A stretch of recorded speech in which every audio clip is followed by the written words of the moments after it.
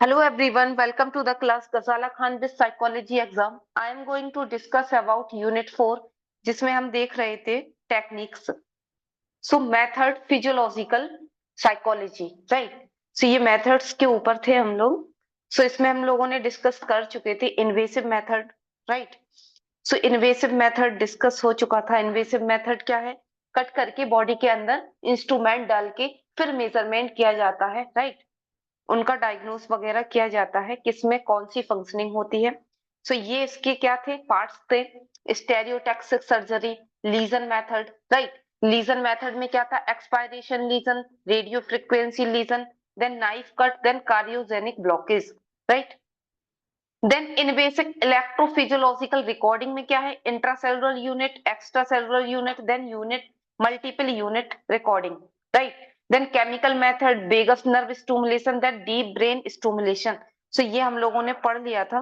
सो ये इसका डिवाइडेशन है, ये हो चुका था, राइट? यहां देखना था. सो नॉन इन्वेसिव मेथड क्या है?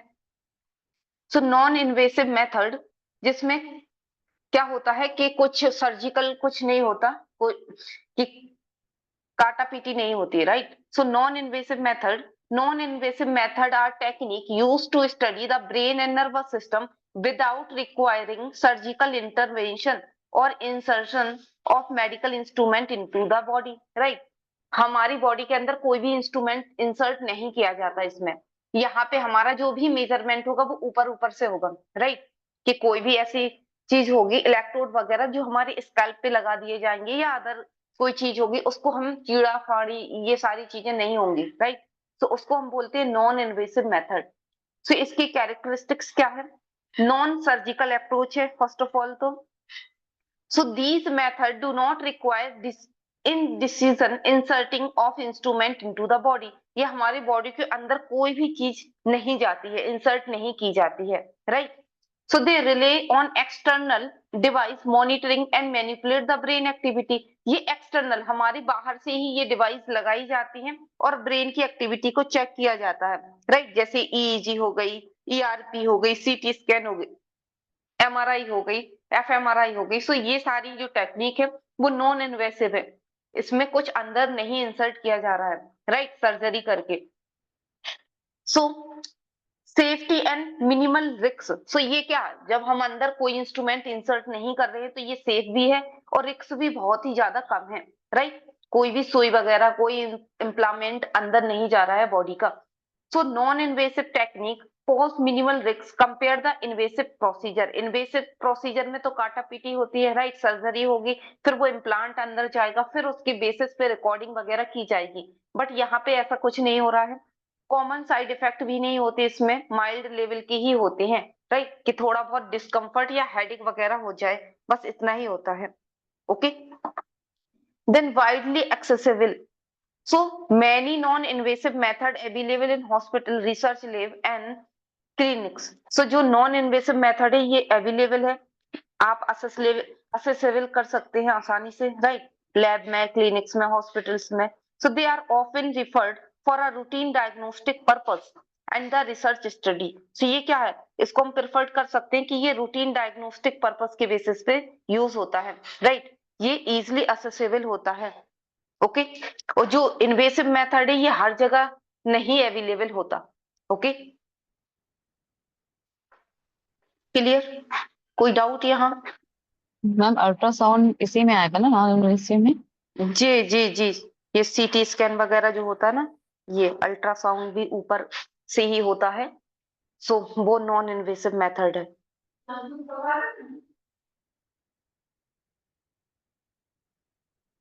देन क्या है इसका? Multiple functional applications, right? So इसके क्या मल्टीपल फंक्शनिंग होते हैं. So these method can measure brain structure, functions, connectivity और एक्टिविटी, राइट?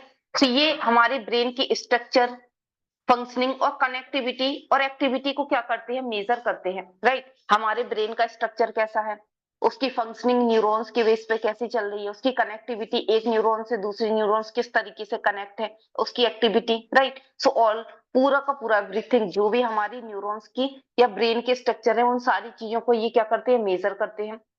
Then applications. क्या कहाँ कहाँ है, include study in cognitions, diagnosing neurological disorder वगैरह को जब हमें डायग्नोस करना होता है, तो ये सारी टेक्निक्स को क्या करते हैं, यूज करते हैं मॉनिटरिंग करने के लिए। ट्रीटमेंट का इफेक्ट क्या हुआ इसका भी हम, जैसे कि कोई मेडिसिन दी, राइट, उसका इफेक्ट क्या है कितने टाइम में, सो फिर से एमआरआई वगैरह की जाती है। सो मोस्टली हम लोगों को कौन सी टेक्निक पे फोकस करना है, जो ब्रेन से रिलेटेड है, राइट।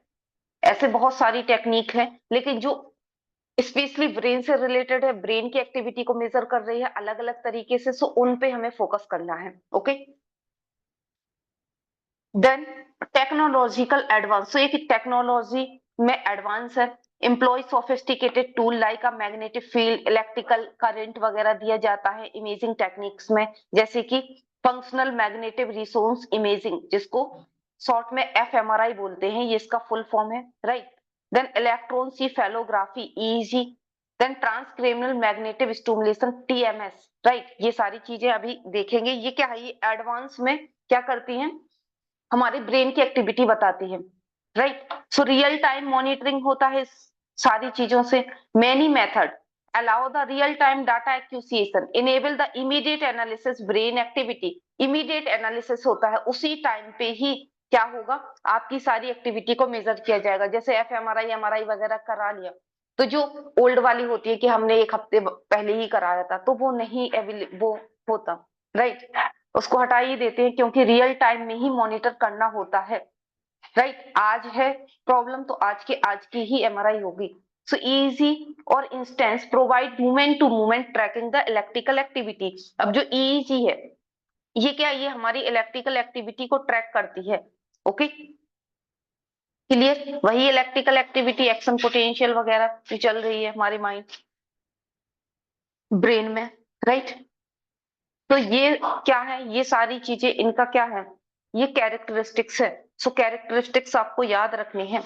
नॉन सर्जिकल है, सेफ्टी एंड मिनिमल रिस्क है, वाइडली एक्सेसिबल हो जाती है हर जगह पे, राइट। देन क्या है, मल्टीपल फंक्शनल एप्लीकेशंस है इसमें, टेक्नोलॉजी एडवांस है, देन रियल टाइम में ही मॉनिटरिंग होती है। ओके, क्लियर, कोई doubt?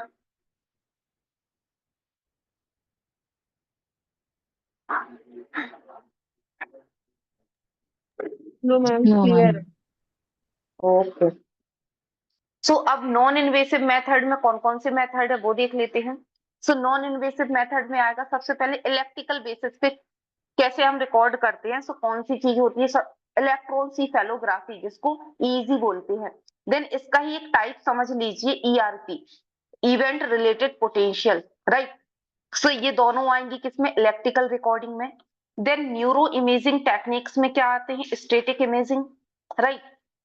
Then angiography, then computer tomography, जिसको सीटी स्कैन बोलते हैं, मैग्नेटिक रिसोनेंस इमेजिंग, जिसको एमआरआई बोलेंगे, राइट। सो ये सारी आते हैं किसमें, ये आते हैं आपके स्टैटिक इमेजिंग में। देन मेटाबॉलिक इमेजिंग में क्या क्या आएगा, मेटाबॉलिक में आ जाएगा आपका posterior emission tomography PT scan, right. Functional magnetic resource imaging fMRI, then transcranial magnetic stimulus TMS, then magnetoencephalography MEG, right. Clear? Yes ma'am. जी, एक मिनट रुकिएगा।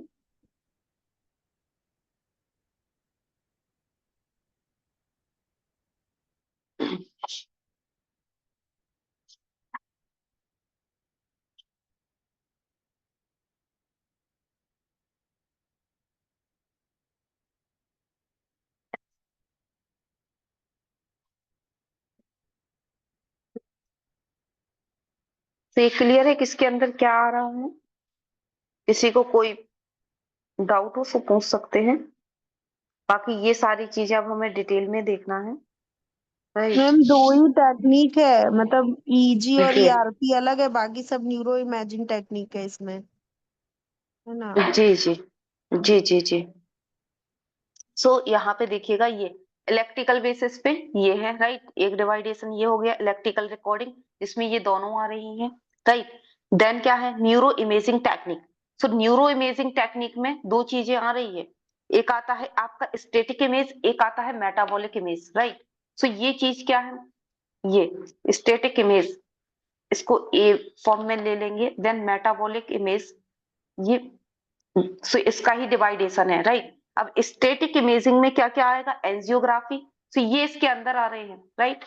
एंजियोग्राफी, फिर CT scan, then MRI, okay. और metabolic image के अंदर क्या क्या आ रहे हैं, posterior, PT scan, right, fMRI, TMS, then MEG, okay.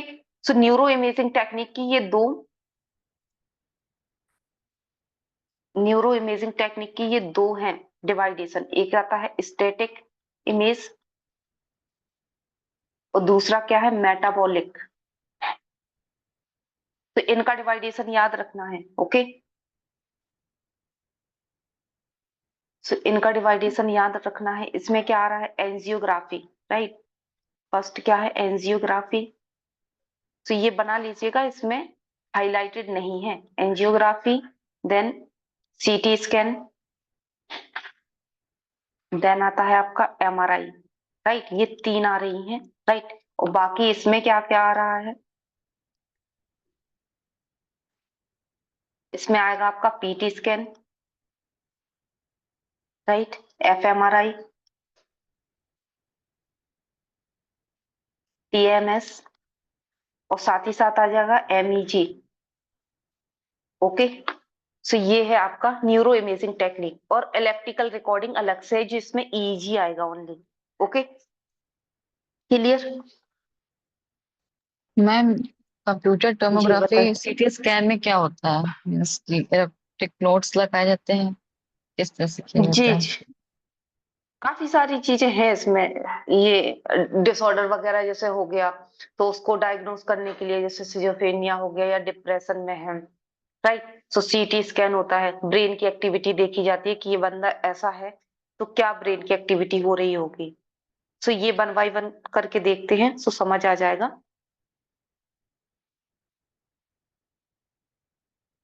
एक एक्सरे के बेसिस पे ही ये होता है। सो ये है इसका, देखिए शॉर्ट फॉर्म में, बहुत कीवर्ड फॉर्म में है ये। सो यहाँ मेथड है, राइट, ये किस टाइप का है, देन उनकी कीवर्ड में वन वन वर्ड में क्या है, फंक्शनिंग लिखी हुई है। सो ईईजी इलेक्ट्रिकल रिकॉर्डिंग में है, राइट। ये मेजर करती है इलेक्ट्रिकल एक्टिविटी हमारे ब्रेन की, ओके। ईआरपी ये भी इलेक्ट्रिकल रिकॉर्डिंग का ही टाइप था, right. Brain record brain activity in response to stimulus. अब ईआरपी में क्या होता है, स्टूमुलस दिया जाता है, कोई भी पर्टिकुलर स्टूमुलस दिया जाएगा, उसमें वो इन्वॉल्व हो जाएगा, उस स्टूमुलस की तरफ रिस्पॉन्स करेगा और फिर उसकी एक्टिविटी को चेक किया जाएगा, ओके। सो इसमें एक स्टूमुलस होता है, जब उसकी इलेक्ट्रिकल एक्टिविटी, ब्रेन की एक्टिविटी की वो कैसे रिस्पॉन्ड कर रहा है उस टाइम पे ही उसकी रिकॉर्डिंग की जाती है, राइट। एंजियोग्राफी ये क्या है, ये स्टैटिक इमेजिंग में आता है। विजुलाइज ब्लड वेसल्स, ये आप इससे लीजिएगा कि ये ब्लड वेसल से रिलेटेड है, मतलब जो हमारी ब्लड वेसल्स है उसको विजुलाइज फॉर्म में दिखाते हैं। ये एंजियोग्राफी एक डाई डाई जैसी होती है, जब डाई इंजेक्ट की जाती है तो उसमें ये अच्छे तरीके से 3D फॉर्म में ये दिखाते हैं ब्लड वेसल्स हमारी, राइट। सीटी स्कैन ये भी स्टैटिक इमेजिंग में आता है, ये क्रिएट करते हैं डिटेल ब्रेन इमेज, राइट। अब आप किस ब्रेन के एरिया में क्या प्रॉब्लम निकल के आ रही है, जैसे कि पैरालाइज भी हो जाता तब भी सीटी स्कैन करते हैं, अगर सीटी स्कैन में नहीं पकड़ा गया, कोई भी डायग्नोस सही से नहीं होता तो एमआरआई पे जाते, एमआरआई में भी नहीं क्लियरिटी हुई, वैसे एमआरआई तक क्लियरिटी हो जाती है तो एफएमआरआई तक ही जाते हैं, राइट। सो ये क्या है, ये इमेज दिखाती है हमारे ब्रेन की, राइट। अब सीटी स्कैन अलग अलग जगह की होती है, चेस्ट की भी हो जाएगी, पेट की भी हो जाएगी, अलग अलग डॉक्टर्स जो होते हैं वो अलग अलग जगह की करते हैं। सो बॉडी से हमें रिलेटेड नहीं पढ़ना है, हमें किससे रिलेटेड पढ़ना है, ब्रेन से रिलेटेड, जो ब्रेन वाली होगी उसका ही हमें देखना है, राइट, ओके। तो सीटी स्कैन हर एक बॉडी पार्ट्स की होती है, ओके। ओके। देन आता है आपका क्या, एफ एमआरआई। सो एमआरआई ये भी स्टैटिक इमेज में है, ये क्रिएट करती है डिटेल ब्रेन स्ट्रक्चर इमेज। अब देखिएगा ये सारी जो चीजें हैं, जैसे कि ये सीटी स्कैन है, ये पहले चलती थी, ओके। अब जैसे जैसे साइंस बढ़ी, राइट, और भी चीजें हमारी जो पुरानी चीजें हैं इसमें कोई कमी रह गई होगी तो एमआरआई आई, राइट। एमआरआई और ज्यादा अच्छे फंक्शनिंग के बेसिस पे आई तो लोगों ने फिर एमआरआई पे शिफ्ट होने लगे। तो ये भी क्या करेगी, ये एक तरीके से अपडेटेड वर्जन है, राइट, अपडेटेड वर्जन के फॉर्म में ले सकते हैं। सो create detail brain structure image, अब ये और 3D फॉर्म में देने लगी, ये 2D फॉर्म में थी तो ये 3D फॉर्म में आने लगी ब्रेन के स्ट्रक्चर्स, राइट। पीटी स्कैन, अब यहां से है मेटाबॉलिक इमेज, सो मेजर करती है brain activity based on the glucose metabolism. इसमें ब्रेन की एक्टिविटी हम मेजर करेंगे कैसे, ग्लूकोज का लेवल देखते हैं, राइट, कि ग्लूकोज का लेवल कैसा है ब्रेन में। सो ये पीटी स्कैन इसको डिटेक्ट करती है, इसकी एक्टिविटी को चेक करती है, राइट। देन एफएमआरआई क्या करेगी, मेटाबॉलिक इमेज, ये भी मेटाबॉलिक इमेज का ही टाइप है, राइट। ये मेजर क्या करती है, major brain activity by detect blood flow change. अब जो हमारे ब्रेन में जो ब्लड का फ्लो चेंज हो रहा है उसकी एक्टिविटी को ये मेजर करेगी, okay, clear.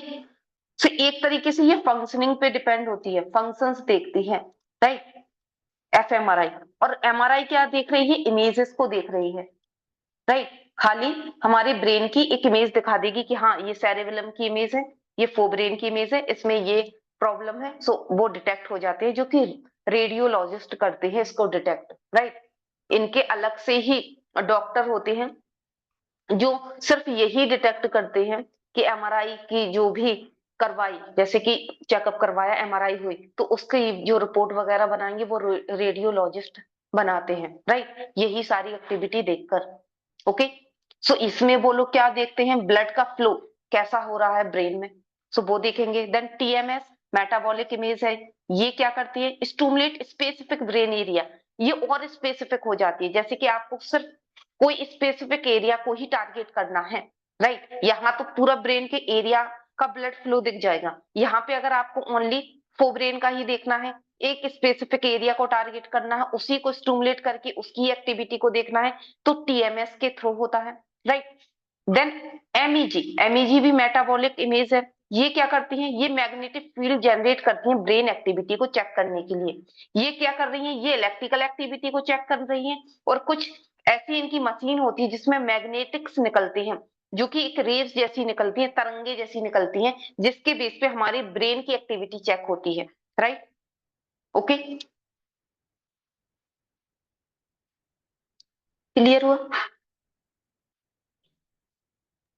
Yes ma'am. Okay, so Deepali, Kajal, clear है। जी ma'am.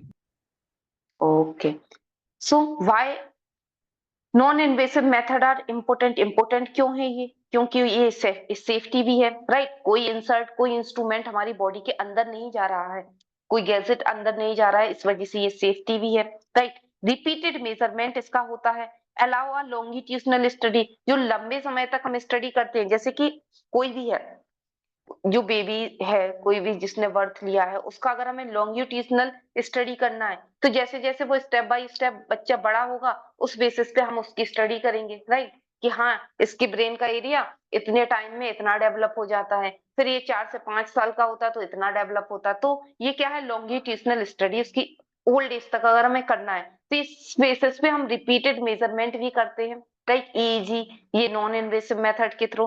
Then wide range of applications, so ये क्या है, ये बहुत ही ज्यादा यूज होने वाला है, राइट, ये ज्यादा यूज होती है। देन रियल टाइम में मॉनिटरिंग होती है, आज ही इसकी मॉनिटरिंग की जाएगी, अगर आपकी कल की एमआरआई है तो नहीं चलेगी, राइट। सो रियल टाइम की मॉनिटरिंग दे देते हैं वो, ओके। सो क्लियर, ओवरव्यू में समझ आया वन वर्ड में कि क्या है, बाकी डिटेल तो अभी हमें पढ़ना है, बहुत सारी चीजें हैं इसके अंदर, क्लियर है मैम। ओके।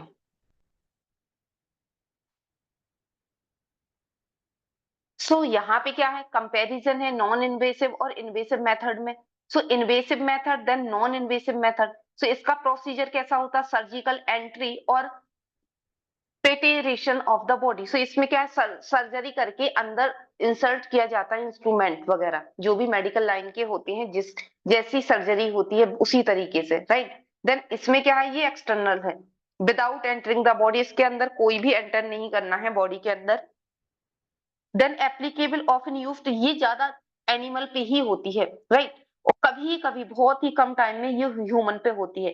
एनिमल पे ही रिसर्च होती है और उस बेस पे फिर ह्यूमन पे अप्लाई किया जाता है, राइट। सो मोस्टली ये एनिमल पे ही होती है क्योंकि सर्जरी करके देखना होता है। Then commonly used for human research, ये तो ह्यूमन रिसर्च में ही यूज होती है, राइट। देन क्या है, जैसे पैरालाइज वगैरह होता है तो एमआरआई वगैरह होता है। न्यूरोलॉजिकल कोई कंडीशन होती है, जैसे कि आज के टाइम में बहुत ये स्पाइनल कॉर्ड वगैरह में काफी प्रॉब्लम देखने को मिल रही है, जिम वगैरह से हो जाती है वॉइस में, राइट। तो ये एमआरआई एफएमआरआई से ही डिटेक्ट होती है, सो ये वाइडली यूज होती है। देन इसका रिस्क लेवल क्या है, ये हायर रिस्क होता है, मेडिकल सुपरविजन में ही ये किया जा सकता है, राइट। और अथॉरिटी होती है, जैसे कि अगर किसी एनिमल पे भी कर रहे हैं, कोई रिसर्च कर रहे हैं, तो उनके पास पूरा का पूरा अथॉरिटी है, परमिशन है, तभी वो कर सकते हैं, अदरवाइज नहीं कर सकते। ह्यूमंस की डेथ भी हो जाए, अगर उनके उनके गार्जियन से अगर परमिशन नहीं मिली तो ह्यूमन पे रिसर्च नहीं कर सकते, राइट। सो इस वजह से ये एनिमल पे ही रहती है और ये लोअर रिस्क होता है इसमें।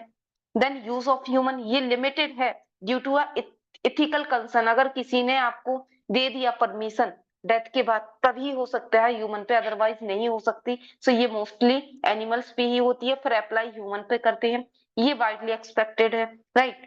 ये तो ह्यूमन पे ही होती है। ओके, क्लियर, कोई डाउट? मैम इन्वेसिव में बायोप्सी आ सकती है ना, इस तरह जी, से और क्या क्या आ सकता है इन्वेसिव में? इनवेसिव सर्जरी तो मैम में जी यस मैम। सर्जरी आ सकती, बट क्या है कि हमें बॉडी से रिलेटेड नहीं देखना, ब्रेन से रिलेटेड देखना है, जो हमारे सिलेबस में है। क्योंकि है बहुत सारी टेक्निक है, अल्ट्रासाउंड हो गया, इतनी सारी टेक्निक थी कि जो हमारी आज तक उसमें आए हुए हैं एग्जाम में, राइट। और जो हमारे सिलेबस में है उसी को हमने रखा हुआ है। ओके, आप बहुत सारी टेक्निक को इन्वेसिव और नॉन इन्वेसिव में ले सकते हैं, बट जो हमारे काम की है, हमें उतना ही कवर करना है। ओके, ओके बाकी मैम। एक ऐसा चार्ट देखना कि जिसमें और भी सारी हों, राइट, नॉन इन्वेसिव इन्वेसिव, तो सिर्फ सिंपली उनकी नाम याद रख लीजिएगा। ओके, कि मे भी अगर कभी आ गई तो नाम याद रख लीजिए, जिससे कि अगर आ भी गया तो सबसे पहले अगर आता भी है क्वेश्चन, तो यही डिवाइडेशन से आता है या टाइप से आता है कि इसके अंदर क्या आता है। ओके, इसके बाद ही उसकी फंक्शनिंग पूछी जाती है, राइट। सो ऐसा देखना, अपने एंड से भी देखना, नॉन इन्वेसिव इन्वेसिव मेथड काफी सारे होंगे, उसके अंदर कौन सी यस कैटेगरी आ रही है, राइट। मैम, वही इन्वेसिव मेथड्स का ही एग्जांपल। जी जी। सो अब हमें देखना, अभी तक तो हमारा ओवरव्यू हुआ, राइट। क्या इन्वेसिव मेथड क्या है, नॉन इन्वेसिव मेथड क्या है, इन्वेसिव मेथड में कौन कौन सी टेक्निक आ रही है, नॉन इन्वेसिव में कौन कौन सी टेक्निक आ रही है, और दोनों का कंपैरिजन देखा अभी तक। अब हम आते हैं इन्वेसिव मेथड पे फिर से, राइट। यहाँ पे फिर आते हैं, ये वाली टेक्निक को अब हमें डिटेल में देखना है, राइट। ये सारी टेक्निक अब हम इन्वेसिव मेथड की डिटेल में देखेंगे, वन बाय वन करके। ओके, फिर देखेंगे नॉन इन्वेसिव मेथड की। तो इन्वेसिव मेथड, सो सबसे पहले इन्वेसिव मेथड में क्या था, स्टेरियोटैक्सिक सर्जरी, राइट। सो सबसे पहले इसका आप स्ट्रक्चर ही देखिएगा। ये है स्ट्रक्चर इसका, ये, राइट, ये है स्टेरियोटैक्सिक सर्जरी। इस तरीके से इनका ये पूरा का पूरा ये होता है, जैसे कि हेलमेट नहीं लगा लेते इस तरीके से, और यहाँ पे ये होल कर रहे हैं। अब जिस भी एरिया को इनको सर्जरी करके उसका देखना है, राइट। तो वो उसी जगह पे सर्जरी करके इम्प्लांट करेंगे अपना इंस्ट्रूमेंट वगैरह, राइट। सो जैसे कि यहाँ पे रैट पे हो रहा है, स्कूल में हो रहा है, इस तरीके से फिट करके होता है। ये साइकेट्री वाले ही करते होंगे, राइट। वही मेडिकल जो बहुत ही ज्यादा क्रिटिकल पेशेंट होते हैं उन उनके ऊपर ये है। सो नॉन इन्वेसिव या invasive method, so स्टेरियोटॉक्सिक surgery. So stereotactic surgery is a surgical technique that allow for a precise target and manipulation for specific brain structure. So ये क्या करते हैं, ये सर्जरी करके बहुत सी प्रीसाइज टारगेट करते हैं, बहुत बारीकी सा टारगेट करेंगे कि हाँ भाई ब्रेन के कितने एरिया है, इतना सा टारगेट करना है इस ब्रेन के स्ट्रक्चर्स को, right. So it commonly used both clinical और रिसर्च सेटिंग्स में ये किया जाता है, ये यूज होती हैं, राइट। पहले तो ये एनिमल पे ही अप्लाइड होती हैं, ओके। एनिमल पे सक्सेसफुल होता है तभी क्या होता, तभी ह्यूमन पे होगा, राइट। सो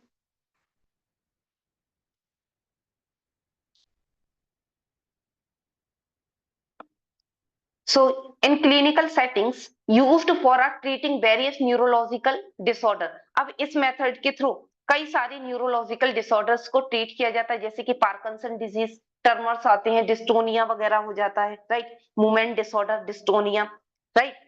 मसल्स कॉन्ट्रैक्ट वगैरह नहीं होते, राइट। सो इन सारी चीजों का जो मूवमेंट से रिलेटेड है, पार्किंसन डिजीज, उसका क्या होगा, यहाँ पे ट्रीटमेंट होता है इस मेथड के थ्रू, ओके।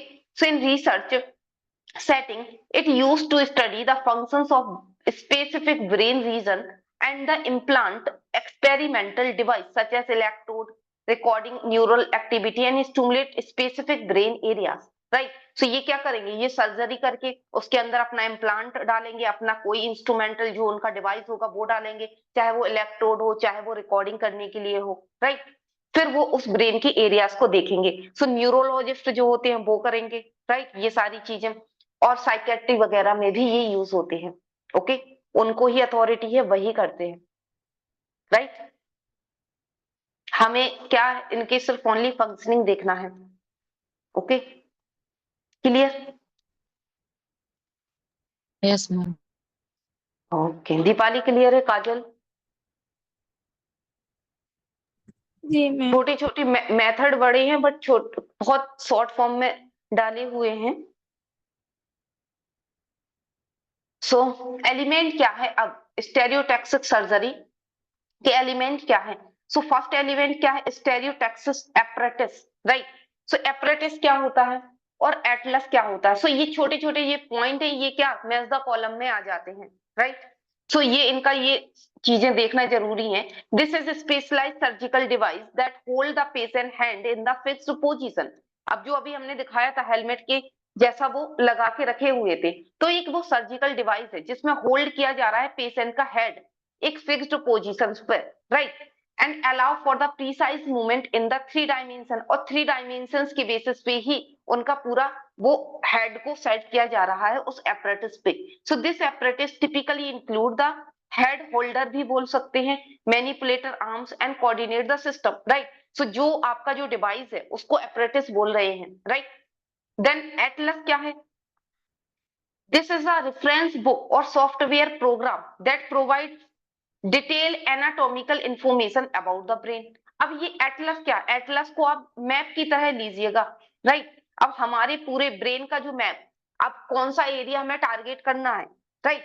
सो वहां पे एक रेफरेंस बुक होती है, एक सॉफ्टवेयर प्रोग्राम होता है जो हमें सामने स्क्रीन पे दिखेगा कि ये आपका मैप है, ये एटलस है। अब आप अपने टारगेट जहां पे आपको ब्रेन में इंस्ट्रूमेंट डालना है वो आप अपना डिटेल में यहाँ पे देख लीजिए, राइट। सो वो क्या है, स्टेरियोटैक्सिक एटलस, जो कि कंटेन होता है मैप एंड कोऑर्डिनेट करता है सर्जन के लिए कि आपको किस ब्रेन के स्ट्रक्चर पर फोकस करना है, राइट, क्लियर। सो ये दोनों पॉइंट याद रखिएगा, एपरेटिस पूरा एक मशीन है, राइट, और एटलस क्या है, मैप, जो कि उस पर्टिकुलर डिटेल देता है उस ब्रेन के एरिया को कि सर्जन को कहाँ पे सर्जरी करना है, कहाँ पे फोकस करना है, right, clear। Then image guidance in modern stereotactic surgery, imaging techniques such as CT scan, MRI are used to guide a surgical procedure, right। These images used to create a 3-dimensional model of the patient brain, then used to plan surgical trajectory and target the desired brain structure। अब देखिएगा, अब ये ऐसा होता है, ये सारी जो टेक्निक है ये हम पढ़ेंगे अलग अलग, बट क्या होता है ये इनको मिक्स करके ये क्या होते हैं, यूज होते हैं, राइट, अप्लाइड होते हैं। अब जैसे सीटी स्कैन किया या एमआरआई किया, देख लिया ब्रेन के ये वाले पार्ट्स में डैमेज है या ये इस वाले पार्ट्स में हमें टारगेट करना है, अब वो हमारे पास वो इमेज आ गई, राइट। अब उस इमेज के बेसिस पे स्टेरियोटैक्सिक सर्जरी को अप्लाई किया जाएगा, राइट, 3 डायमेंशनल मॉडल में, ओके।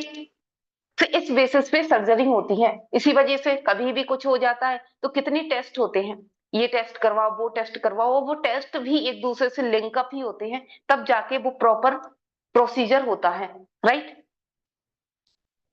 क्लियर? मैम इससे क्वेश्चन कैसे बनते हैं? इससे आप बता। क्वेश्चन सीधा सीधा मैच द कॉलम बनेगा, राइट? कि ये आए हुए भी है मैच द कॉलम में, स्टेरियोटैक्सिक सर्जरी क्या है, राइट?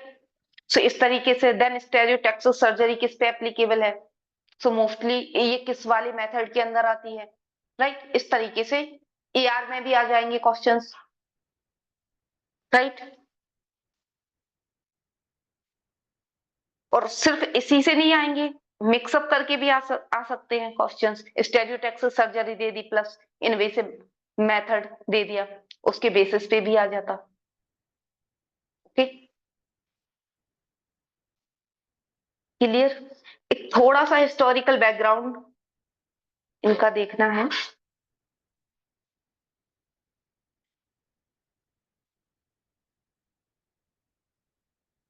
तो हिस्टोरिकल बैकग्राउंड क्या है इसका? सो हिस्टोरिकल बैकग्राउंड क्या, first one of the combined stereotactic methodology radiation therapy बाजा स्वीडिश न्यूरोसर्जन थे, राइट? लॉर्ड्स लैक्सेल थे, जो लॉर्ड्स लैक्सेल, इन्होंने ये सर्जरी परफॉर्म किया था, राइट? सो मेनली इनके नाम आ जाए कि स्टेरियोटैक्सिक सर्जरी किसने परफॉर्म किया था, सो इनका नाम ये याद रखना है, लॉर्ड्स, राइट? सो ये आया भी नहीं है कि ये किसने परफॉर्म किया था, तो हो सकता आ जाए क्योंकि स्टेरियोटैक्सिक सर्जरी तक ये लोग पहुंच गए हैं, मैच द कॉलम में आ चुका है, राइट?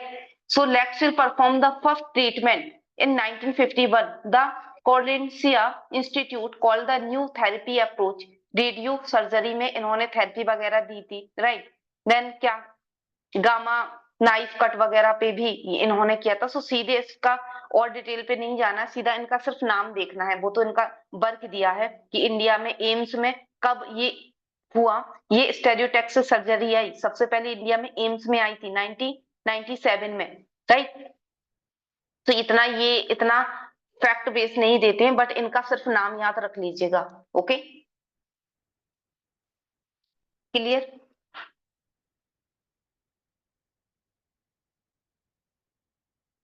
सो ये है आपकी पूरा का पूरा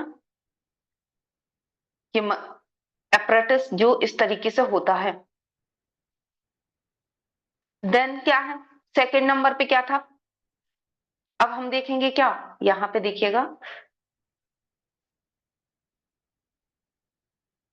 ये देख चुके हैं स्टेरियोटैक्सिक सर्जरी, ये हम लोग पढ़ चुके हैं। अब आता है लीजन मेथड, राइट? इसको हम डैमेज भी बोलते हैं कि कोई चीज को डैमेज करना और फिर उसकी फंक्शनिंग्स को देखना, जैसे कि एनिमल्स का जो था, क्या था, कुर्बरबकी सिंड्रोम, उनका टेम्पोरल लोब को एलिमिनेट या डैमेज किया गया था, फिर उनकी फंक्शनिंग देखी थी तो फियर वगैरह गायब हो गया था मंकी में, वो पड़ा हुआ था, तो वो क्या है, वो लीजन मेथड है, राइट? सो इसमें हमें देखना है expiration lesion, radio frequency, knife cut और कार्डियोजेनिक, राइट? सो ये अब इस वाले मेथड पे हम जाते हैं।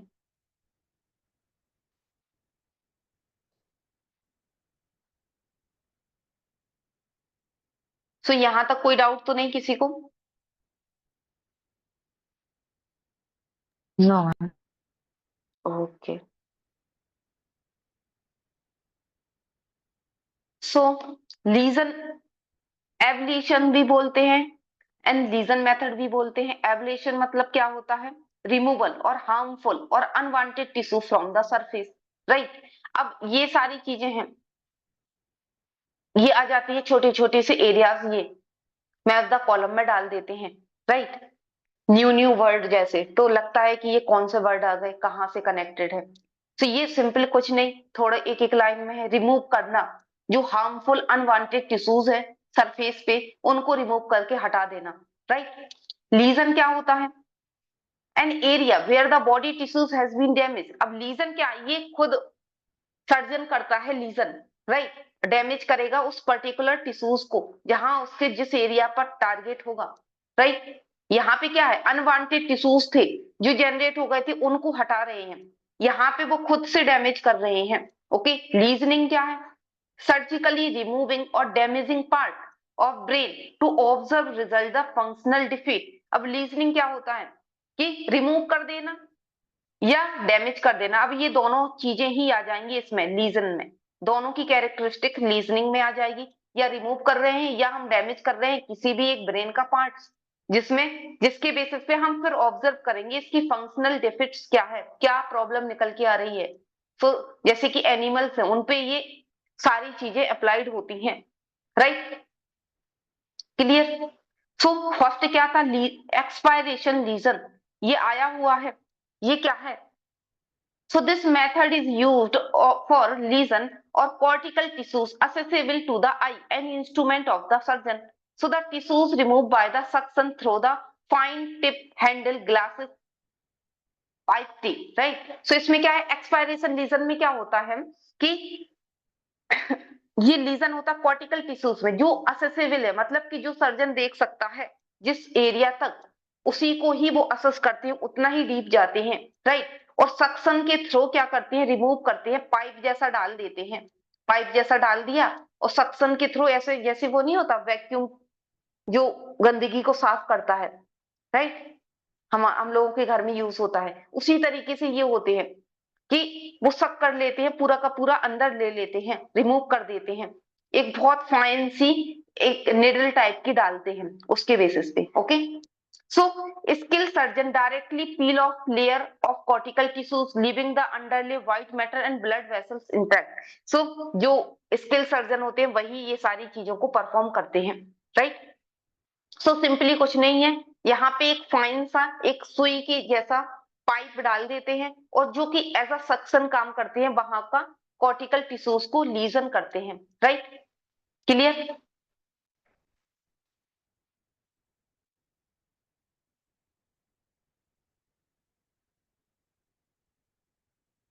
Yes ma'am.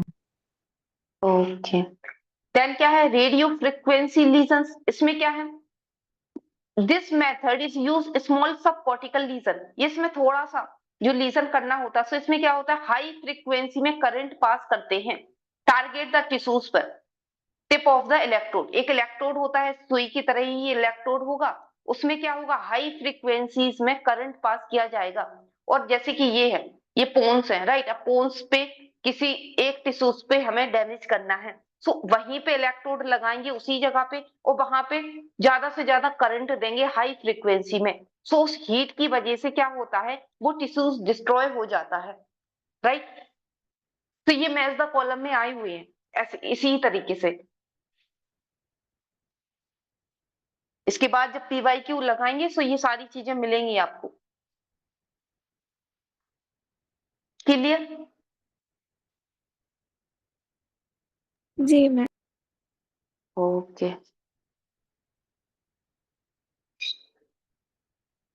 देन आता है क्या, नाइफ कट। सो इसका मैकेनिज्म क्या है, a thin blade is used to a section cut specific neural pathway, ये पैथवे पे वर्क करता है, कोई ब्लेड जैसा होता है, सो उससे कट किया जाता है, राइट। नाइफ कट जैसे कि चाकू से हम चीजें को कट करते हैं, अपनी वेजिटेबल्स कट करते हैं, उसी तरीके से ये सीधा सीधा कट किया जाता है, ब्लेड होता है उससे, राइट।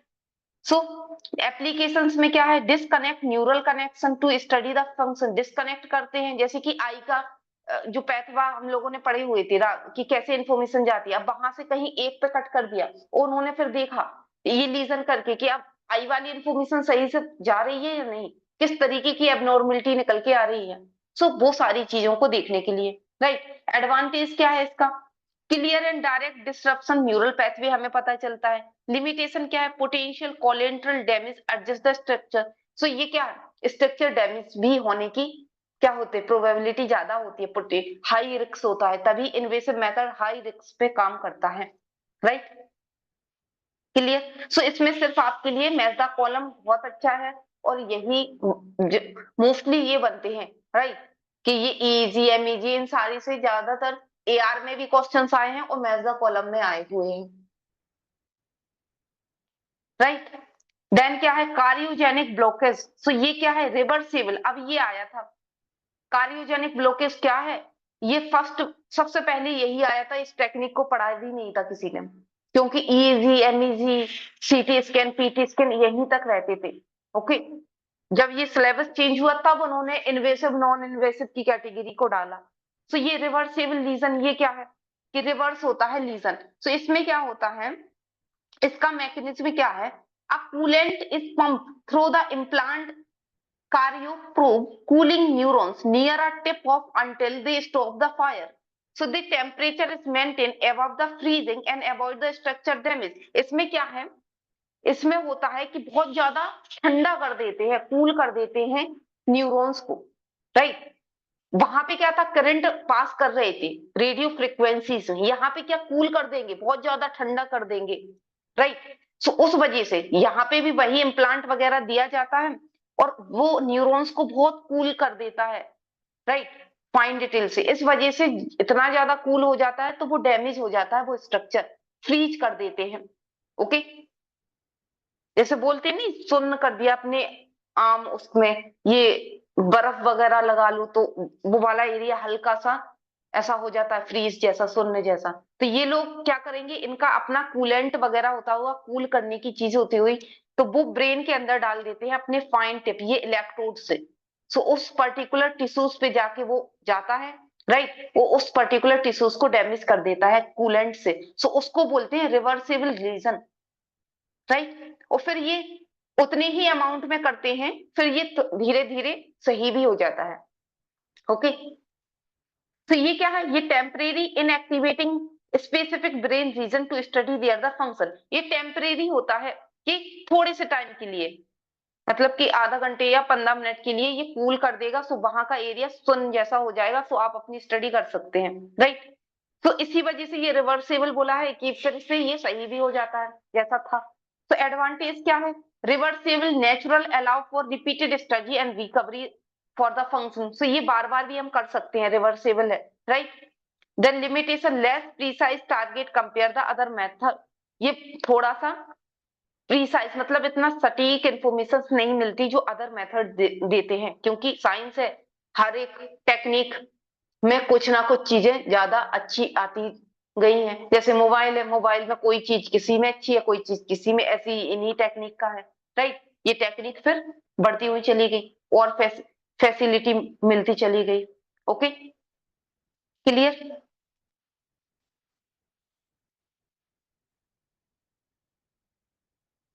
क्लियर हुआ, कोई डाउट?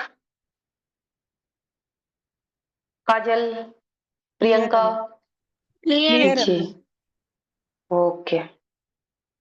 जैसे ये है नाइफ कट, सीधा सीधा ये चाकू जैसा है, यहां से इसको कट कर रहे हैं, राइट। ये क्या है, ये कूलेंट ब्लॉकेज, कार्योजेनिक ब्लॉकेज। तो ये क्या है, ये लीजन मेथड में आता ही है। मेथड द टेम्परेरी इनएक्टिवेट कर देते हैं, इसी को रिवर्सिबल लीजन बोलते हैं, कूल कर देते हैं वो एरिया।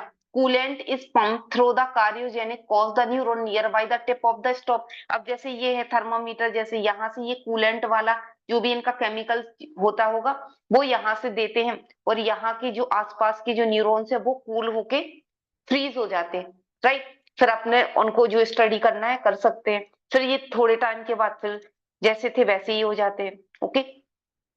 और ये सारी चीजें हमारी ब्रेन के अंदर जा रही हैं, राइट। ये टिप वगैरह, जैसे ये भी है, ये स्ट्रक्चर डाले हुए हैं कि विजुलाइज हो जाए। ये है नाइफ कट, राइट, उसी को जूम करके दिखाया है, ये कूलेंट वाला है। सो रिमूवल लीजन मेथड क्या है, रिमूव करना, डैमेज करना, डिस्ट्रॉय करना part of the brain, observe करने के लिए कि किस तरीके के बिहेवियर अब निकल के आ रहे हैं, राइट। सो एक्सपायरेशन लीजन, सक्शंस की हेल्प से क्या होता है, कॉर्टिकल टिश्यूज को देखा जाता है, राइट, सक किया जाता है, जो रिमूव किया जाते हैं। रेडियो फ्रिक्वेंसी में करंट हीट दिया जाता है बहुत हाई करंट में, सो वो करंट की वजह से वो डैमेज हो जाते हैं। देन नाइफ कट, सीधा सीधा कट किया जाता है सराउंड द एरिया। देन ये क्या है, कार्योजेनिक ब्लॉकेज, ये रिवर्सिबल लीजन है। So lesion study must be interpreted carefully because it is difficult to make a small precise lesion in the brain. So ये बहुत ही ज्यादा केयरफुली किया जाता है, क्योंकि यहाँ की चीज देखी, पता चला यहाँ पे कुछ ना कुछ हो गया तो प्रॉब्लम निकल के आ जाएगी, राइट। सो बहुत स्किल जो सर्जन वगैरह होते हैं वही करते हैं, एक्सपीरियंस, राइट। तो ये भी आपका लगाया हुआ है। Invasive physiological research method, lesion method, part of the brain is removed, damaged, destroyed, determine the functions or lesion the structure। जैसे कि हम लोगों ने पढ़ा हुआ था, राइट, कि सेरेबेलम डैमेज हो गया तो क्या हो जाएगा, हिप्पोकैम्पस डैमेज हुआ, अल्जाइमर डिजीज होगा। कितने सारे हमने ब्रेन के स्ट्रक्चर में ये पढ़ा था, साथ ही साथ उनकी फंक्शनिंग और साथ ही साथ ये डैमेज हो रहा है, सो क्या निकल के आ रहा है, राइट। सो इन्हीं सारी चीजों से ये पता चला पहले एनिमल्स पे करके। Okay, then expiration region, easily assessable cortical region, surgeon की आई तक जहां तक जा रहा है वहां तक वो सक्शन अपना डालते हैं और वहां तक ये करते हैं, राइट। रेडियो फ्रिक्वेंसी में क्या करते हैं, करंट देते हैं, हाई करंट देते हैं, इलेक्ट्रोड के थ्रू हीट वहां तक भेजते हैं और उसके बेस पे हमारे जो टिश्यूज न्यूरॉन्स होते हैं वो डैमेज हो जाते हैं। नाइफ कट से सिंपली हम कट ही करते हैं, और ब्लॉकेज से रिवर्सिबल ब्लॉकेज में हम फ्रीज करते हैं, कूल करते हैं, ठंडा करते हैं। Okay, clear.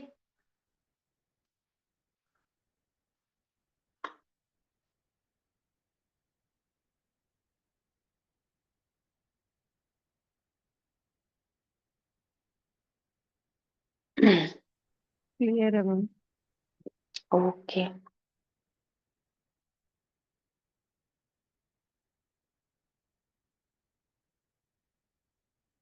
सो